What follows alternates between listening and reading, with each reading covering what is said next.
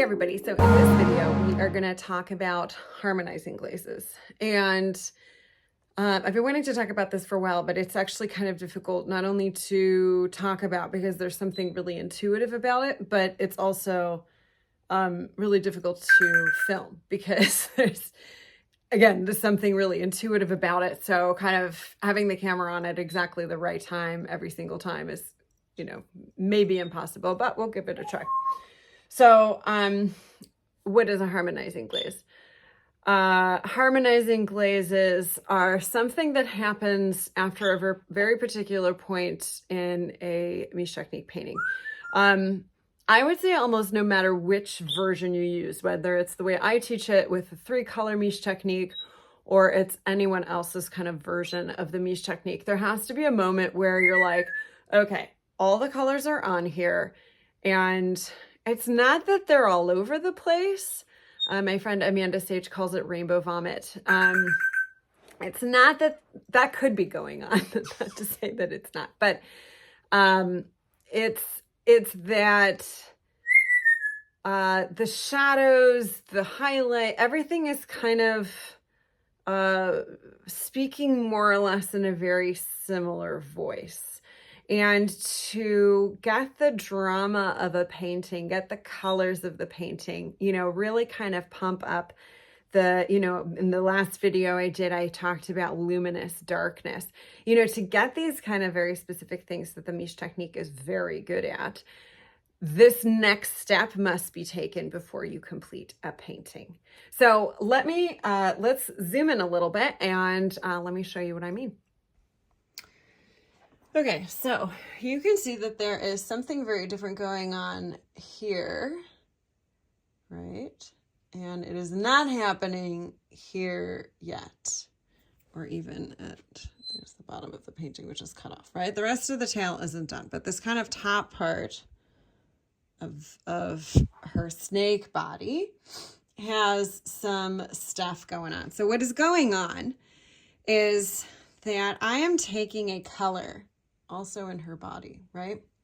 So I'm taking a color that I'm mixing together. It's actually purple, dioxycrine, I can't ever say that right, dioxycrine purple, a burnt umber, and a touch of indigo. And it's kind of this weird, like, very dark red purple, if you will, because that burnt umber is kind of red. So I'm using that not only in her body as the shadow, but I'm also using that same color in her scales. Now I've set this up so that this turquoise that's here, when you put purple on it, right, it gets this gorgeous blue color.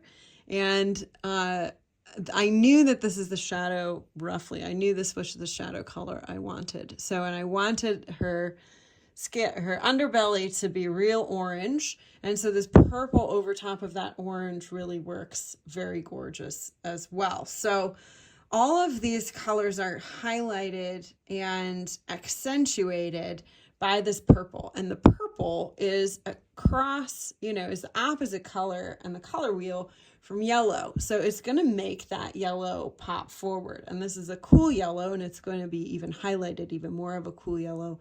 And this is almost a warm purple. So those two things are going to really kind of accentuate volume, right? And so I'm working this color throughout the entirety of her and her snake body. And I'm even going to, because these are her children, right? Color has to also tell the same story as the painting. So even if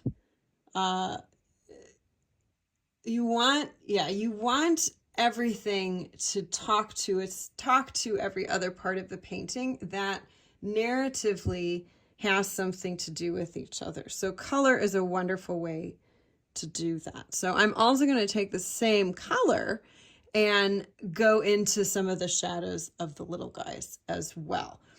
And I'm going to do something very similar to the highlights as well. And you'll see that once I get there, there's going to be I like harmonizing with shadow, and the highlight part of it has to just be kind of real specific.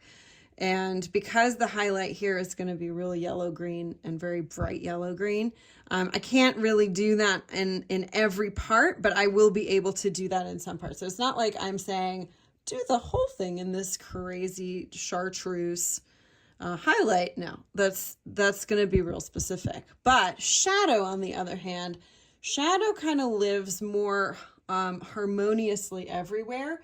Highlight is more of a judicious quality. So I am going to get some medium, and I'm gonna paint a little bit so you can see what I'm talking about as we go. Okay. So I'm just doing this part. Now I'm even gonna make this a little darker. And so, you know, I really want some gorgeous chiaroscuro going on in this piece. So there are things, you know, the kind of darkest parts of this are going to be quite a bit darker than this. But this is where, again, check out the video I have about luminous darkness, because you can't just go for it with some of these dark colors. It really needs to be built up. And it makes a huge difference when you do. Because a dark color that's made out of a lot of different dark colors is, even some very bright colors can go into a very dark color. That seems utterly counterintuitive. But once you kind of start playing with how this works, you'll see what I mean. And there's always kind of this moment in the painting where you're like, okay, I think I've got all the colors. There, you kind of go, you do a lot of the detail. You know, I got their faces in, like, look at how much, you know, there's already, in one sense, it's done, right? In one sense, this is a complete, like, I don't really have to do too much more on that face. Like, it's a done face. But what I need to do quite a bit of is that harmonizing.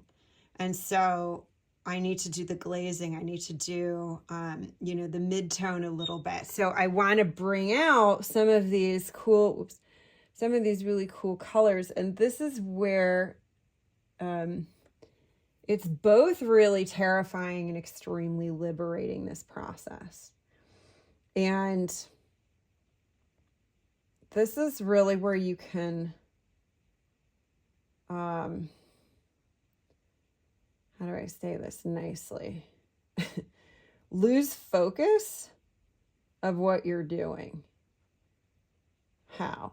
Because you can get real, you know, something that was already rainbow vomit can become much more rainbow vomit if you're not kind of thinking of where this is going to go.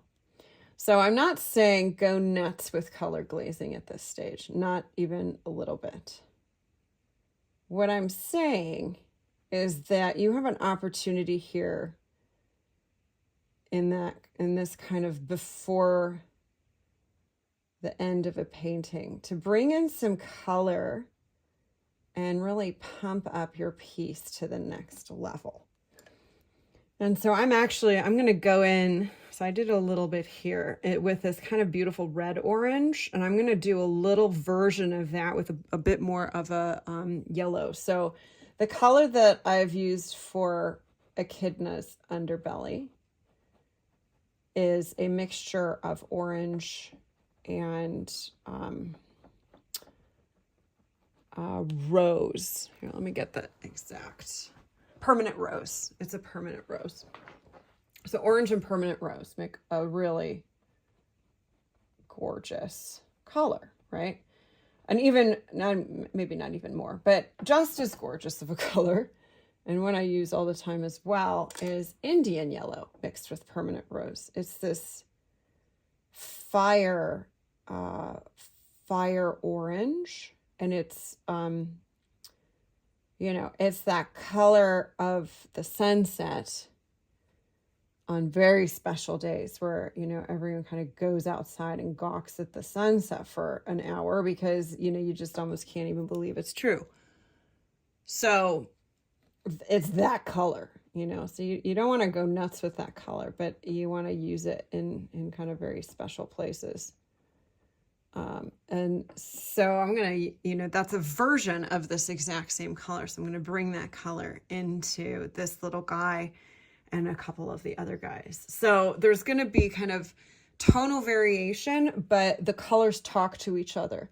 You know, ostensibly, I don't have Dad in the picture, but Typhon is Dad, right?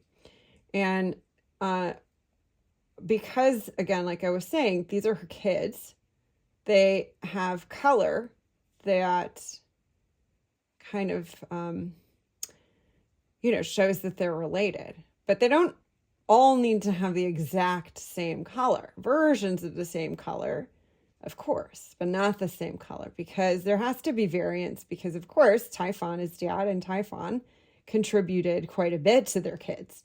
So it's just a fun kind of way of, you know, just having parentage in the picture, and just a fun way to talk about like how, you know, how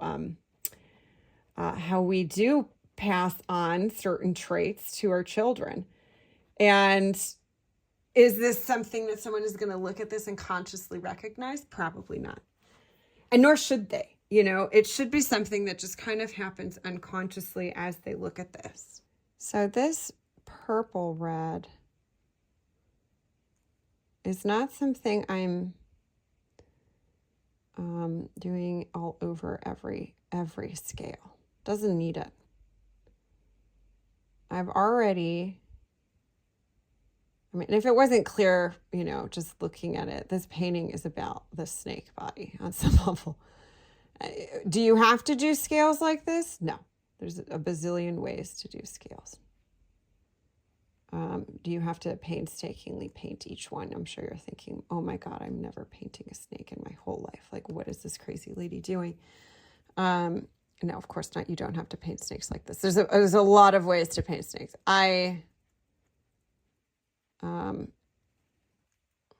like doing it this way because that kind of hyper detail quality to it is just really fun for me.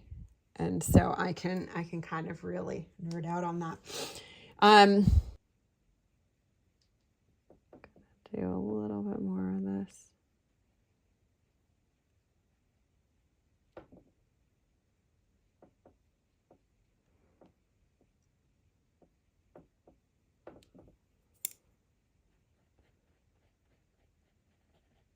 And so I'm using two brushes. Two brushes. This one is the one where I'm glazing, the one on the right. And then this is come on, get into focus, buddy. There you go.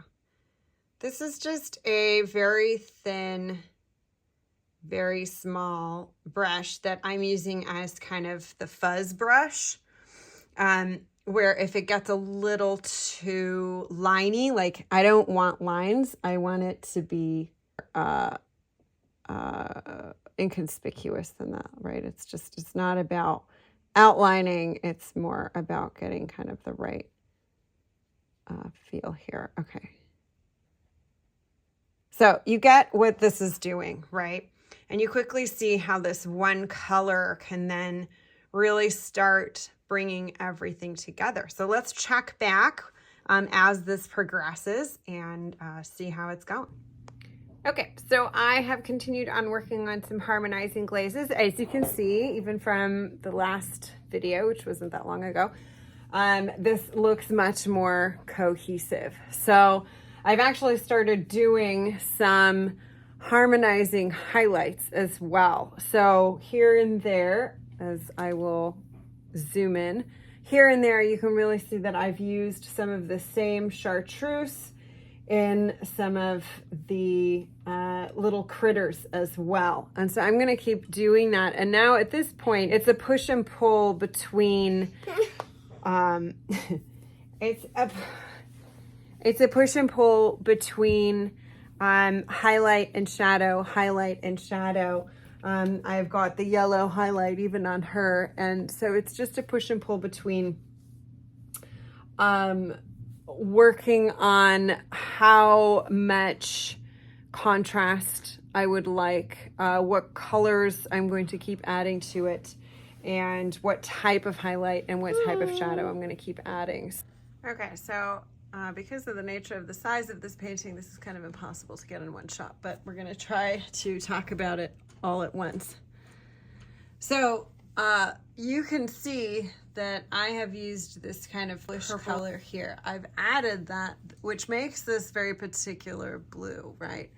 So I have added that purplish color in on all of the animals, on all of the monsters, and I've added it in the shadows in here and there, right? And definitely in through the Hydra as well. So now I also went through and I did some indigo into the grass in the forefront. So you can see this color that's shaping here.